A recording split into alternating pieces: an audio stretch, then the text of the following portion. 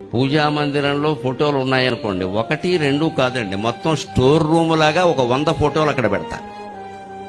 అందరికి అదో అలవాటు, ఒక 100 ఫోటోలు, దొరికిన ప్రతి ఫోటో అక్కడే. మనకి సెంటిమెంట్ ఏంటంటే ఫోటో వేరే బెడ్రూమ్లో ఉండకూడదు, బాత్రూంలో ఉండకూడదు, అంటే దేవుణ్ణి ఎక్కడ ఉండాలో ఎక్కడ ఉండకూడదో మనం నిర్ణయం చేసేస్తాం. అన్ని ఫోటోలు పూజా మందిరంలో పెట్టవలసిన అవసరం లేదండి. మొత్తం అన్ని పట్టుకెళ్ళి అక్కడ పెట్టడమును, చివరికి కడగలేక తొడవలేక అలా వదిలేయడం, బూజు పట్టేయడం.